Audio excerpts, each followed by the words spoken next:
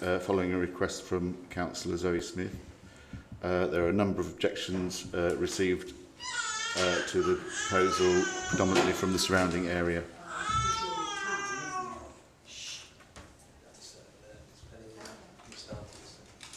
Sorry, the councillors who've just... Sorry, Councillor Beardsworth and Councillor Clayton, sorry, can you sit in the public part? We've reconvened the meeting, it wasn't an adjournment.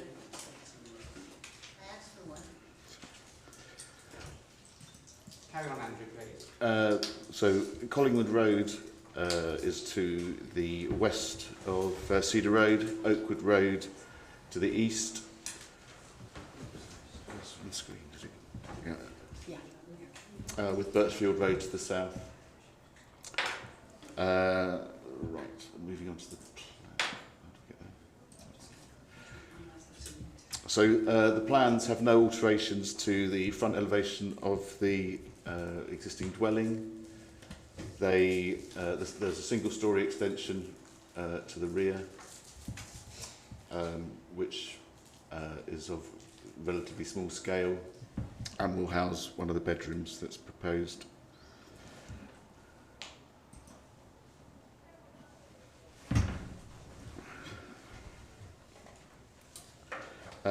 Internal changes are proposed in order to bring the change of use about, but all the changes within the property are above the minimum size for bedrooms and shared facilities identified in the houses in multiple occupation SPD, as well as the HMO amenities, facilities and management standards, which is used for licensing. The single-storey extension, going back to that, is not considered to be harmful to neighbours. It's 3.5 metres deep, 3.3 metres in width and 2.8 metres in height. So relatively small and set away from the boundary with number 14. And within the rear garden there is refuse and cycle space shown on that plan if the cursor is moving. There's also at the moment an old garage in the rear garden, which hopefully I can get to on another photograph. So these are the photographs, so I'll come back to that point.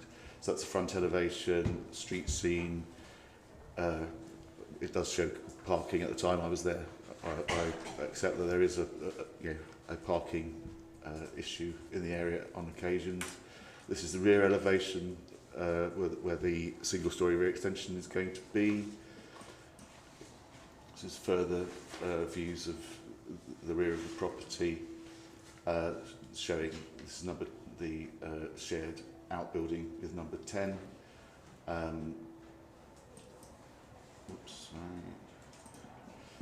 And this is the garden wall fencing, etc., with number 14, Cedar Road, and this bottom photo, it's not very clear, but there's a garage or outbuilding underneath all that foliage within the rear garden, which will have to be removed as part of the proposal.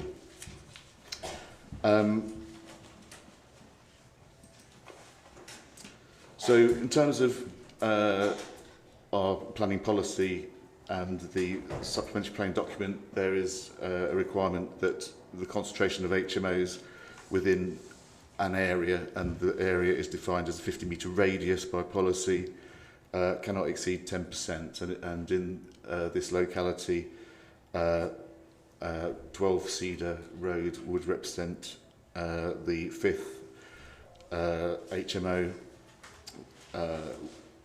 and would be 7.9% in terms of HMOs amongst all the housing stock there. The proposal is within walking distance of shopping and public transport facilities, based on distances in the SPD, and parking cannot be provided off-street for the proposal because it's Terrace Street. It's acknowledged that there's limited parking on the street, but because of the sustainable location and the provision of cycle parking, the proposal is considered to comply with the 4 principles of the SPD and our policy HO3 of the local plan. So the application is recommended for approval subject to the conditions set out in the report. Okay, thank you very much, Andrew. I want to speak on this. Councillor Smith, you want to come and join us? And, 3 minutes. Thank you, Chair. The first point I want to make just briefly, whilst I accept it can't be considered as part of this, I've been told recently that 18 Cedar Road may also be a HMO, and that's something the neighbours are quite concerned about. In any case, for me, whilst I appreciate that the documents state that we haven't got a local planning policy that specifically talks about having huge numbers of HMOs in succession within a street, I think that does have an impact on the residential amenity. Having a whole row of HMOs in one street has an even greater impact on the residential amenity in the area than just isolated ones, and I think that's really important to consider in terms of residential amenity, what that impact would be in terms of having a whole stretch in which there is no family housing and conventional housing in that area. In terms of the parking, whilst it's a discussion we've had many times, the points still remain really valid, and I think increasingly so with some of the comments that we're seeing really quite decisively in this application from the highways, stating that there is no residual capacity, that it has a great impact on parking on double yellow lines. And I think it's got to be considered where there is evidence that a sustainable location is not impacting the amount of parking in the area when they're still well above capacity parking in a residual area, in a residential area. The sustainable location is not proving to be the case, and we need to be able to defend that with the Planning Inspectorate and have that conversation with the Planning Inspectorate using evidence from our own partners.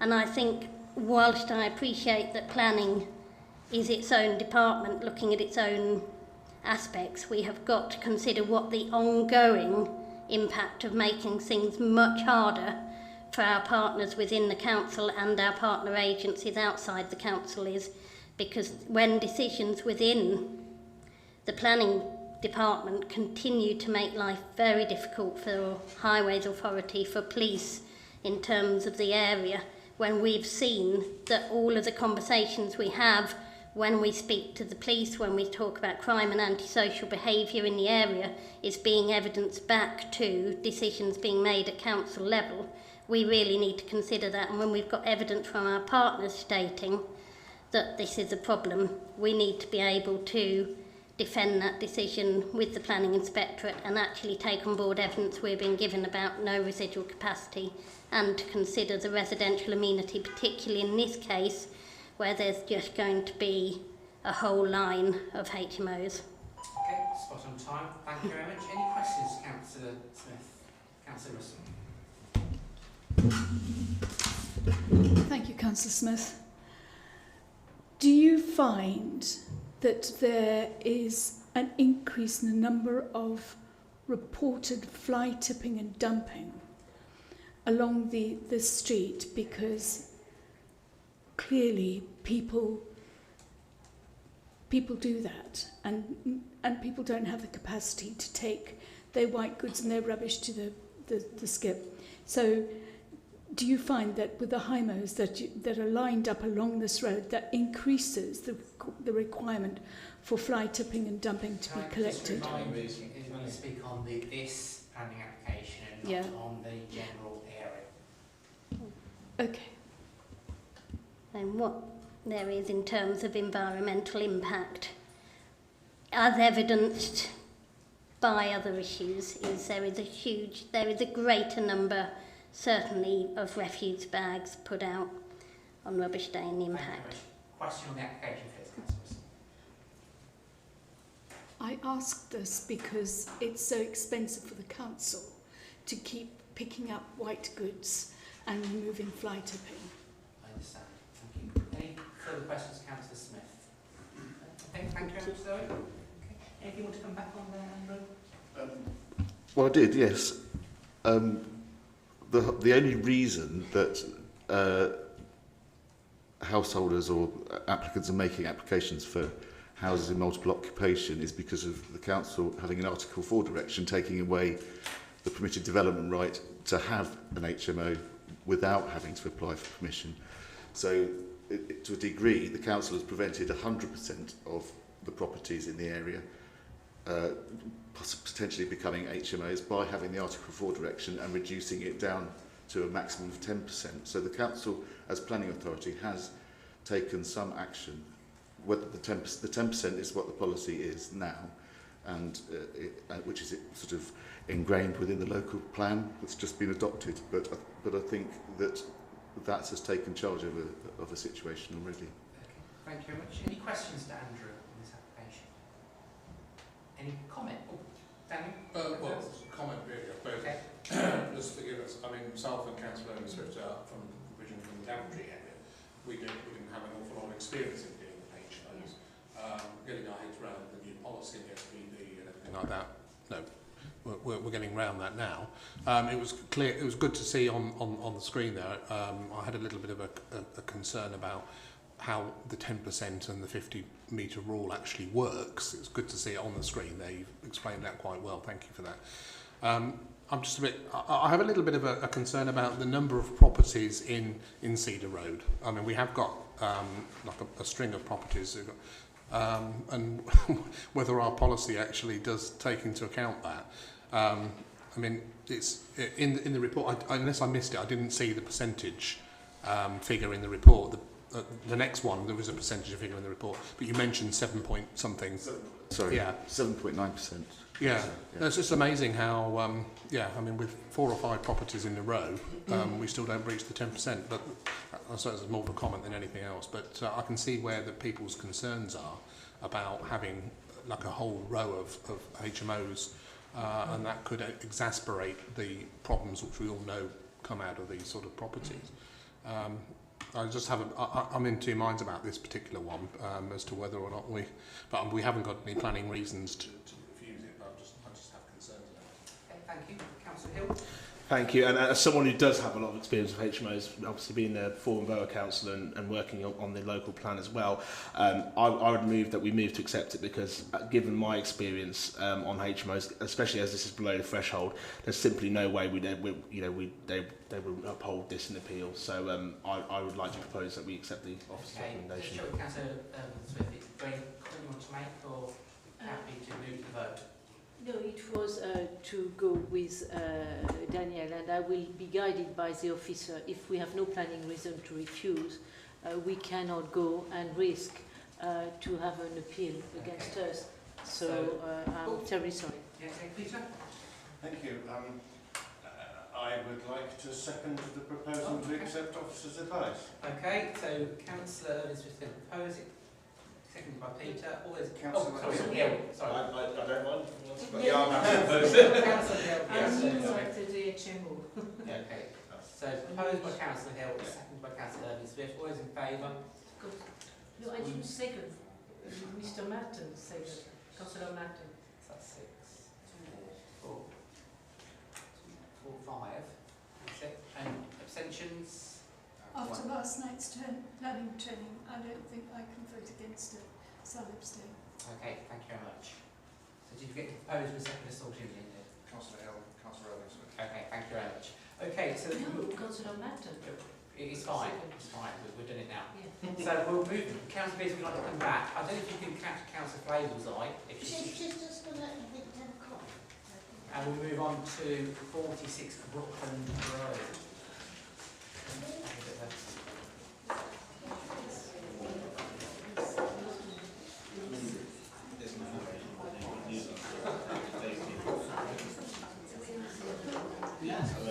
Okay, thank you very much. So we're going to move on to 46 Brooklyn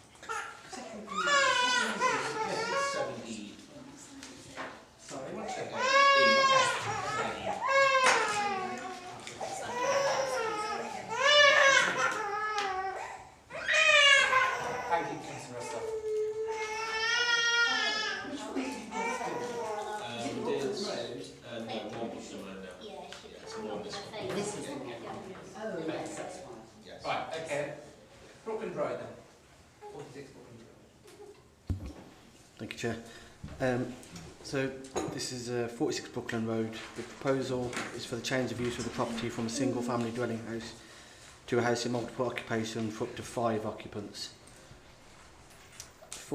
Number 46 is an end of terrace property on the southern side of Brookland Road, adjacent to Brookland Crescent, a cul-de-sac comprising 7 properties. The property benefits from single-storey side and rear extensions.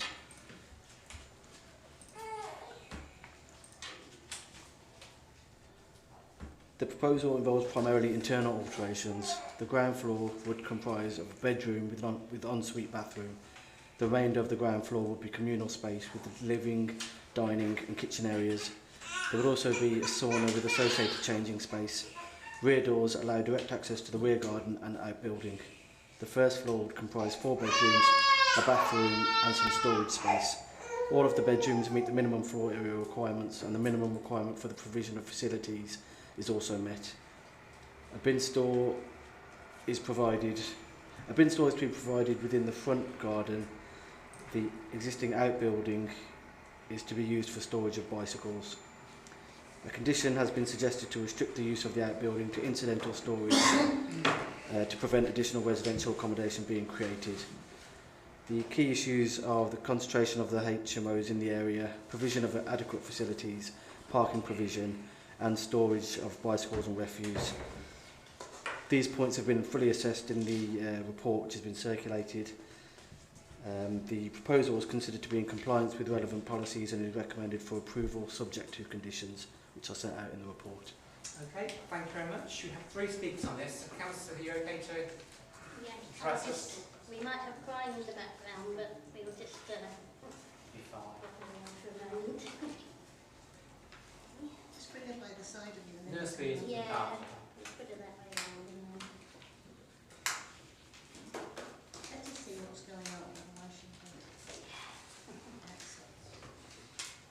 can Okay. Okay. 3 minutes. Thank you. So I think one of the key points with this application that I've been asked to represent is that this has been operating already as an unlicensed HMO for some time, and there have been a huge amount of antisocial behaviour, difficulties and things associated with this property as it's operated as an unlicensed HMO. In addition to that, the proposed layout of the property is really very odd. It involves rooms that appear not to be used as main communal spaces, so gym places and saunas and places like that are really unusual within a HMO, at least sort of at the last proposed plans that were shown. And whilst you've got some large rooms, you've also got 2 extremely small rooms. You've got very few bathroom facilities and very small kitchens for this area, for this property. And whilst I recognise it's said that the rooms meet the national space standards, that seems extraordinary because rooms 3 and 5 are extremely small and look like box rooms. And in terms of how it would be as a property, in terms of how it would be as a property, I think that's very odd. Again, in terms of capacity, in terms of parking capacity, there is really no residual space in this area, as highways have attested. I'd just like to clarify something in terms of material planning considerations. Although residential amenity and parking capacity may not be seen as very likely grounds with the planning inspectorate, they are material planning considerations. Historically, planning committees have turned down applications on the grounds of parking capacity. We know it's been a challenge at the planning inspectorate, but again, that's why, as I've said, there's a need to actually challenge that with the planning inspectorate. And so I think that's something just to consider in terms of material planning considerations. We've got to make the case for our own material planning considerations, and that's what I feel we should do in the case of this property. Okay, thank you very much. Any questions, Councillor Smith? Okay, thank you very much, Councillor Smith. So we've got Darren Murdoch-Latter, like to come address the committee, and you've got 3 minutes. Just like to introduce yourself first, say who you represent. Yeah, hello, my name's Darren Beddock, that's I'm representing myself. I'm here to share concerns about the recent application for this HMO at 46 Brooklyn Road, which is a property adjacent to my house. The council is aware that any conversion of a property within a predominantly occupied family area, residential area, can cause concerns and also a lot of stress to residents. And these types of applications should be consulted to applicants within a 50-metre radius of the site, giving residents who may be affected by the proposals the opportunity to review the plans and propose and respond accordingly. This was not the case in this instance. Only one person was notified by post. Over recent years, we've seen our quiet neighbourhood change with shops transforming into residential properties. We understand the pressing need for housing, but we must question the wisdom of concentrating 3 HMOs within a mere 30-metre radius. Should this application be approved, a staggering 18 adults would inhabit the compact area of Brooklyn Road, comprising of 3 HMOs in the space of 6 terrace houses. The inevitable surge in car ownership could lead to increasing issues in an already overpopulated space, leading to, that we already can't park there, which would disrupt the community, the safety and the amenities, just to accommodate these 5 residents. I'd like to talk just about the actual plans themselves. The latest plans raise serious questions. Why would a 5-bedroom property, for instance, need 3 kitchens, but have only 1 bathroom, and then have these intended spaces, such as the loft space and the former garage and office listed as a gym in the original sales document? We worry that these ambiguities might pave the way for future occupancy increases skirting around initial planning permissions. For example, one of the HMOs on Brooklyn Road at number 40 was originally granted for 5 residents, but then later expanded to 7. In conclusion, I implore the planning department to consider the impact of this decision. One of the things that worries us most is that although the proposal hasn't been approved, all of the work in the property has already been done and is already being occupied by at least 5 people, which raises concerns to me as to the validity of the planning process application itself, because the work's already been done, the impact's already there. In fact, one of the things we were told was that the planning application would definitely get through because he had friends high up in the council. The welfare and character of our neighbourhood should always be paramount in any decision-making process, and we acknowledge that while this is my objection may be a late submission, but we trust that you'll hear our serious concerns and give them careful consideration. Okay, thank you very much. Just stay there for the moment. Any questions? Councillor Hill? Thank you, Chair. Obviously, you've mentioned about you feel this has been occupied for some time as a HMO. I think Councillor Smith also made reference to that. Do you know whether this was reported to the council and whether any enforcement action was taken? It might be a question I'll come back to officers on as well, actually. I can only speak for our property and my family. We didn't, but we've recently become aware of the fact that we think a neighbour did report that. Yeah. Okay. Any idea when that was? I don't know. Councillor Smith? Yes, could you retract your comment about somebody in high places we know, because that is not helping, and I find it always put us in a very difficult position. It was the owner of the house that said it, so that's why I'm bringing it up. The owner and the proposer of the plan said that to me, to our neighbour. Yes, but it's not helpful for us. Thank you. Thank you, Councillor Beesworth. Thank you. You mentioned in the plans that they've got 3 kitchens. 3 kitchens, yeah. And 1 bathroom for 5 people. Yeah. I don't know if I wouldn't find that acceptable as a person living there to share a bathroom with 4 other people. I'm sure you wouldn't as well.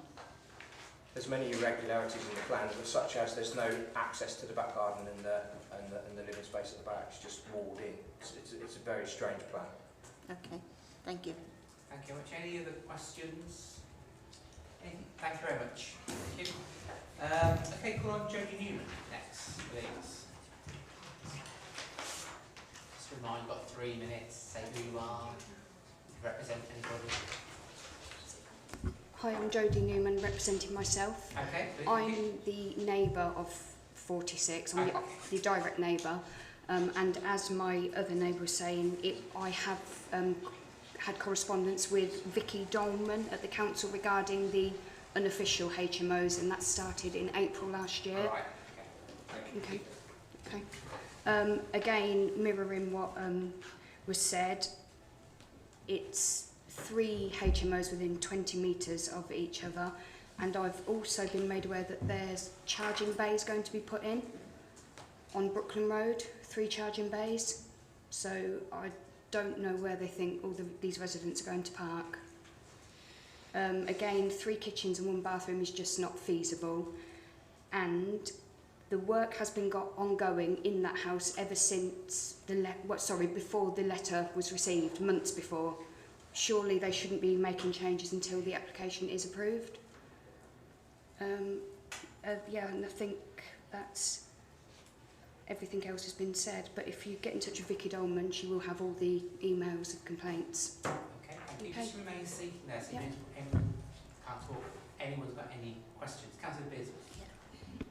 Could you give us some examples of what experiences you've had with the neighbour?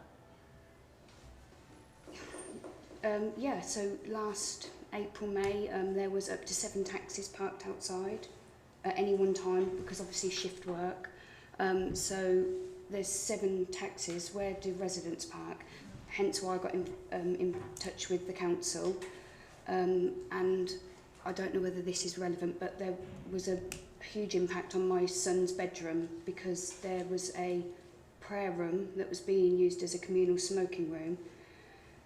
And prior to this, there had been a lot of building work, so I don't know whether something isn't structurally correct in the room, but the smell of cigarette smoke in my son's room was that bad. We had to move him into the living room, but we were told obviously you can't stop people smoking in their room, in their houses, sorry, but the smell was overbearing. And since they've all moved out, it's stopped. But like I say, there are people living there now and building work ongoing. Thank you. Any other questions? No? Okay, thank you, Mr. Thank you. Anything you'd like to comment on that you've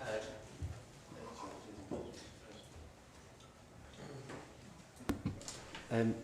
Yeah, I'll come back on a few of those points. Shall bring this back up.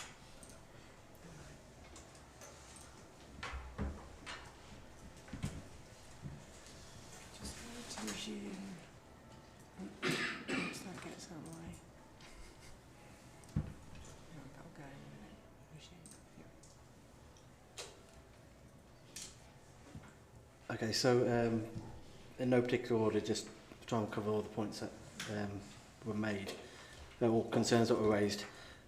So the existing and proposed layout, I think historically works have been undertaken to the property, obviously with their large extensions, and they may have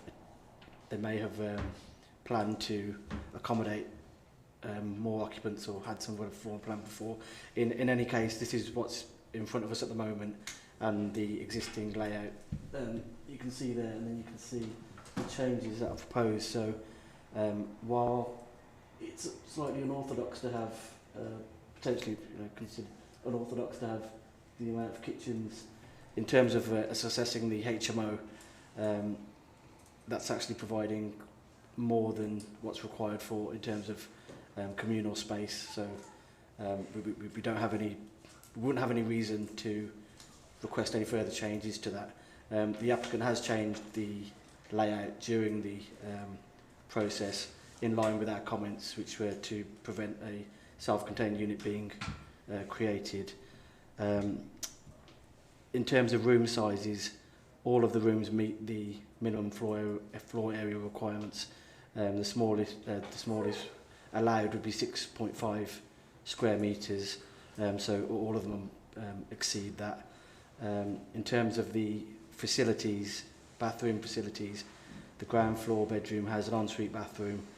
The minimum requirement for HMOs is 1 bathroom between 5 occupants. In this case, you would not include the ground floor bedroom, so it's 1 between 4, which again meets that requirement, so we have no reason to not accept that. In terms of the concentration,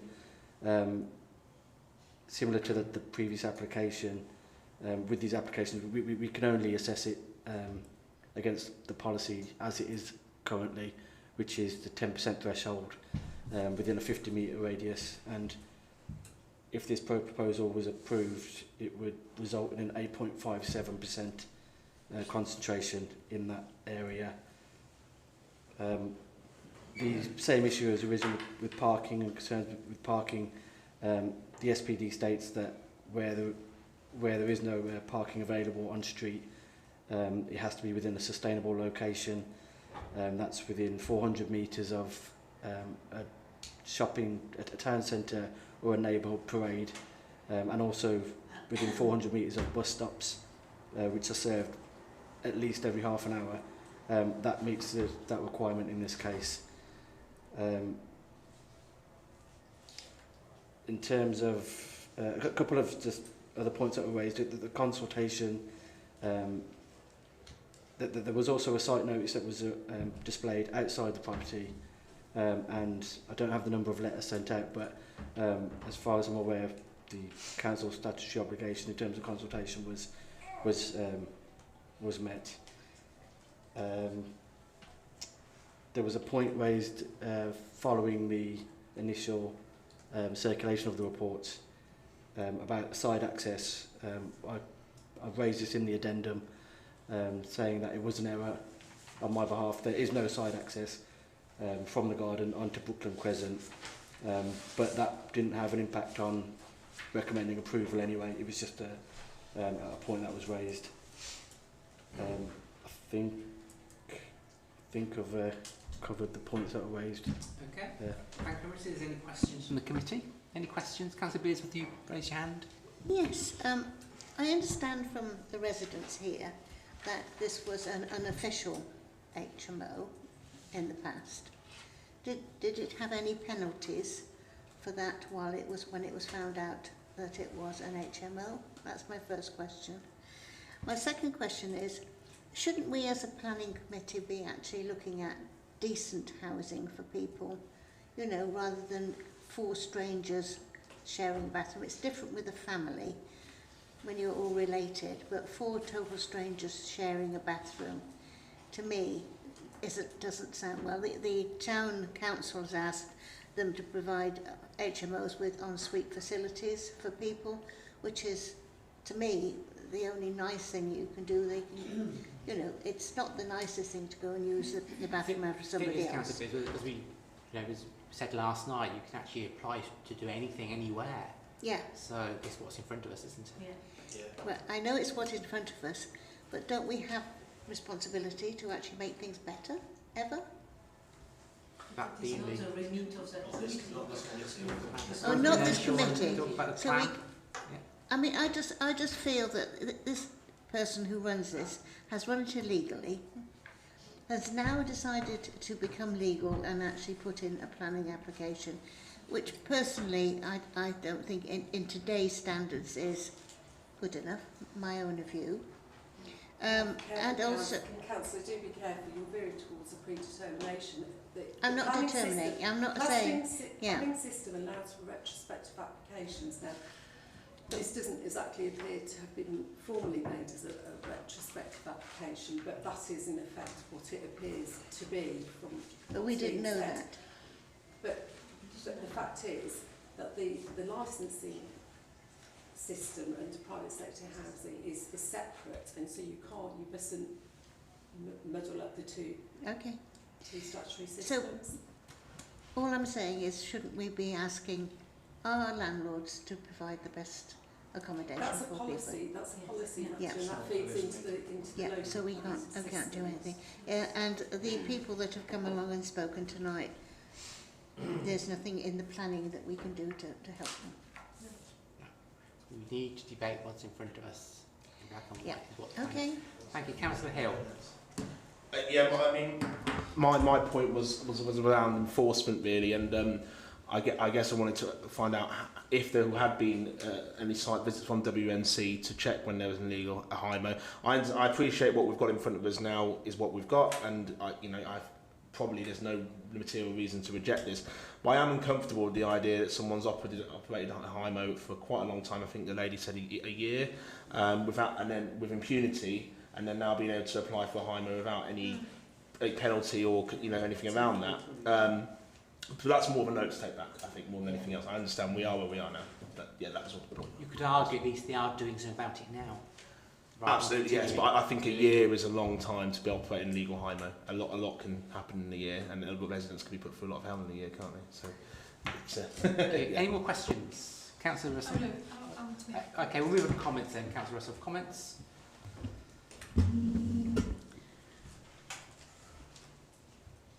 People are trying to tell us something without being obvious about it. And personally, I'm very concerned about the proliferation of Airbnb properties. Is that right? Airbnb? Yeah. No. Yeah, I know you mean. But Airbnb properties that people are renting out for a couple of nights a week, or a couple of days, couple of weekends. And for me, this sounds as if this property is going on the market in this way. So I'd like to know from planning if you actually check to see if a property of this nature is being advertised.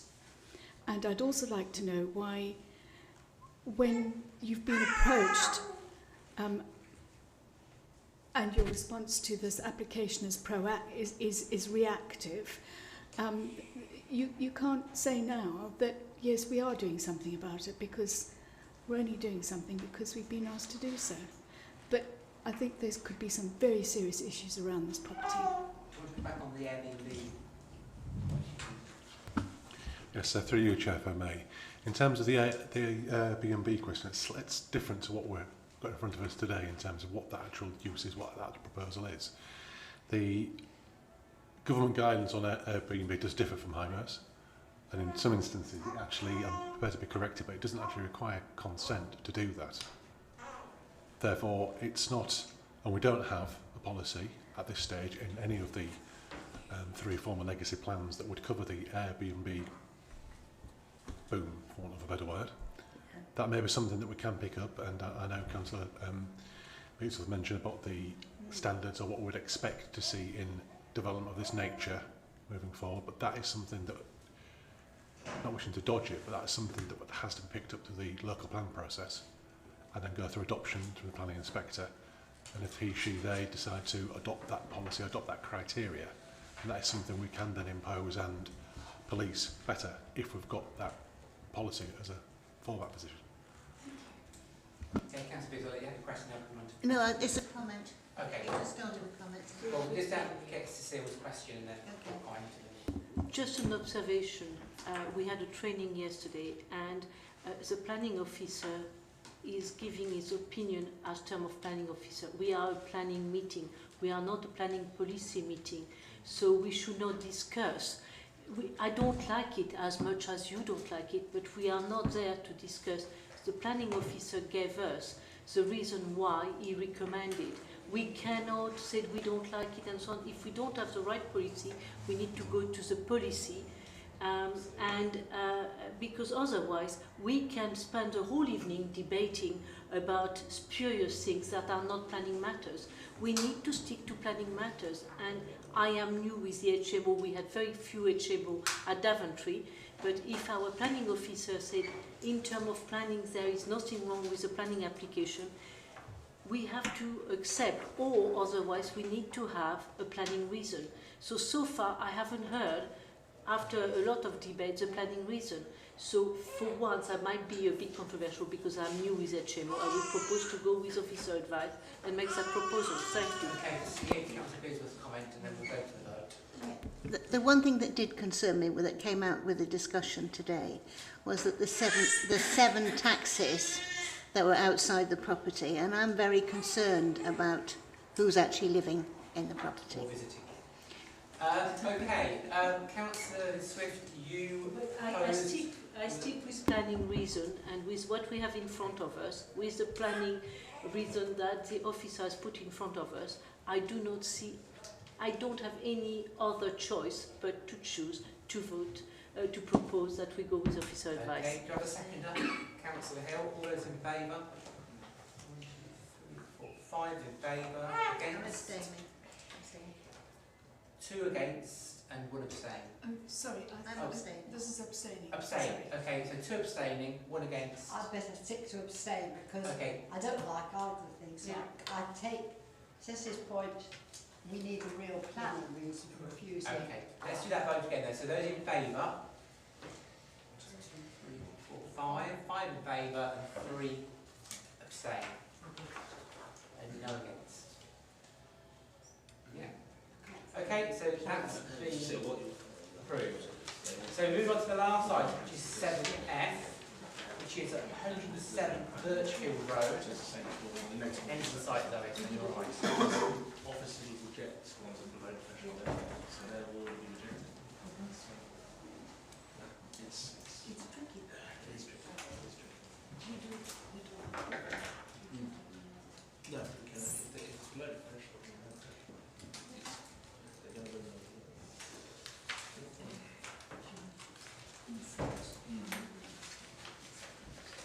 really, that's a bit how the sort of Okay, go for it. So the property is 107 Birchfield Road. The proposal is for the change of use of the property from a single family dwelling house to a house in multiple occupation for up to 5 occupants.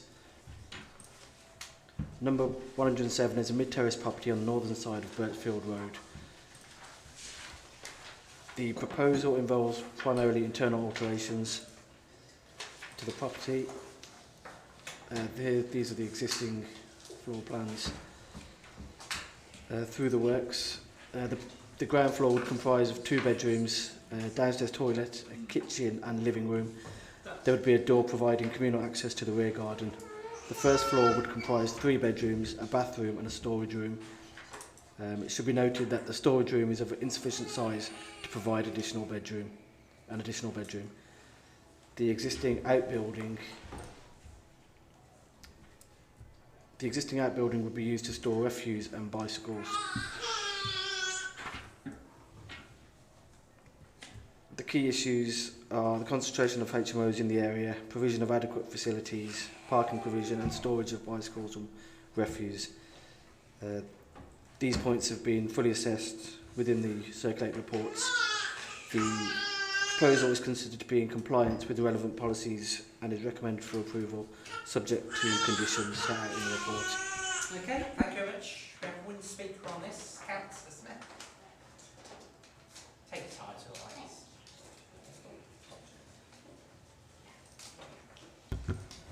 Okay. Yeah, go for it. Right.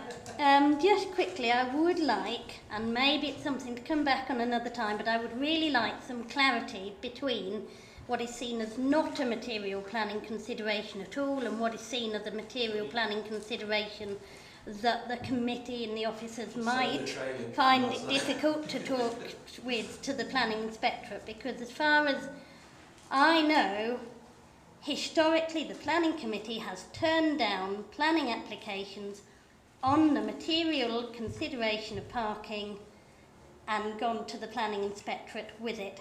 Whether or not that's going to be an easy conversation with the planning inspectorate is an entirely different matter from whether it's not a material planning consideration, and the same being true of residential amenity and the concept of overdevelopment. So there might be a whole other conversation to have about how we define that, but I would like it, unless something has changed and parking, residential amenity and overdevelopment are not material planning considerations, if we can stop saying they're not material planning considerations and talk instead about the conversation that might need to be had with the planning inspectorate, because they're different issues. So, because I think that's going to be something we'll revisit in future applications. With this particular application, I would really welcome drawing attention particularly to the comments of the police, which is interesting because it differs from the highways, which is perhaps quite standard, if not true, about the parking capacity, to the very specific comments from police about the impact of an over-concentration of properties in the area, the antisocial behaviour, neighbour conflict, and the direct things that the police are seeing as a result of this area being over the parking capacity. And that's really important, and that's what I referred to earlier. And in this application, when I talk about how we make life difficult for our partners, all of the work that's being done, and we talk about separate departments, but one of the benefits of being a unitary authority and working with our partners ought to be to take on board the evidence. So when you go, if you said this parking is a material consideration, we've got evidence from the police in this document. We haven't got nothing to pin it on. It's not just something the councillor's saying or anecdotes from residents. This is something evidenced by Highways and in this case by the police. Then that's something we should be able to take to the Planning Inspectorate and defend and talk about, and we should at least consider how we'd have that conversation with the Planning Inspectorate when we're hearing it over and over again from the people we're supposed to be working closely with and working so hard in other areas to do that. Okay, spot on time again, Zoe. Thank you very much. Just say there, see if anybody's got any questions for Zoe. No? Oh, Councillor Smith? No, I have a question for the All right, officer. okay. Thank you very much. Thank you. Anyone want to come back on there first of all? Okay, any questions on that? Just, my question is, after Councillor Smith have spoken, on 7.18, the police make a comment. Is that just an advice, or we can take it as a planning consideration? Thank you. So any consultative comments we receive are taken into account, and we have to weigh up and make an assessment and balance out the different points that are raised against obviously the assessment against our policies and guidance. In this case, more weight's being put on the HMO SPD text, which states that if there is no parking capacity, we have to look at whether the property is in a sustainable location. In this case, we've undertaken the test, the 400-metre tests for both bus stops and neighbourhood parades, and it meets that. So on balance, we've said it's acceptable. Okay. Well, because in the two previous cases, I know we should not compare, the police didn't comment, didn't make that very strong comment. For once, we have a comment that is very without any debate. That is what the police say. So I can see the point. So I just would like to be guided with people who have more experience on HMO, if that could be a reason for refusal, or that is too weak. But I don't have enough experience in the matter. I'll say a comment, if that's okay. Yeah. I think obviously when we were at the Borough Council, we obviously had comments from Highways, and often they would come back with parking as an issue and the streets of capacity. And for some time, the planning committee would use this as a reason to refuse HMOs. There was a massive spate of a time when we were losing appeals every single planning committee because we were using that reason. And I think basically now the point being that it isn't seen as strong as reason to reject HMO. Whether that's right or wrong is another question entirely. But that's the position I think that we're in. And I guess that's something we need to look at in the strategic plan going forward, how we address that issue. But I think one thing to consider is that a family home, with two children, grown-up children could have 4 cars as well. So, the problem is the street isn't designed to have cars, it's a Victorian street, and that's the reality we live in. So, yeah. Councillor Beers.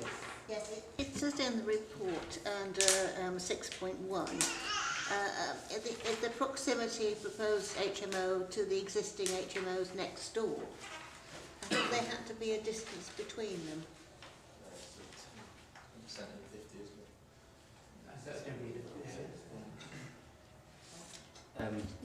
Yeah, so it's not the next door house 109 is a HMO, but the policy is about the 50 metre radius and the concentration within that 10% threshold. Oh, so that they can be next door to one another as long Yes. as there's not more than 10 metres. That's Oh, right, that yes. sounds great. Okay, thank you. No, but somewhere else. No, I was going to make a comment, but yes. Yes, I'll leave that comment. I guess it. I did see an application for a house that's been turned to two lots of rainbows. Unbelievable. Right, okay. We are where we are. Councillor Hill's going to propose we accept the officer's recommendation. Have a seconder for that? I'll go for it. I'll second it then. All those in favour? So that's 1, 2, 3, 4, 5, 6 in favour, against, Abstain. and 2 abstentions. I'll go with what police had to say about this. Okay. Need good reason. Okay, 2 against. Okay, that brings us to the end of tonight's committee meeting. I'd like to thank you all for your attendance. I hope you enjoyed it. Sorry, we just clarify who's going to stand down. Sorry, Councillor Russell. Councillor Russell, you're against. We have No, I'm abstaining. We're abstaining. 2 abstain and no against. No. Thank you for your attendance. Hope you enjoyed it. Come again. It's not just a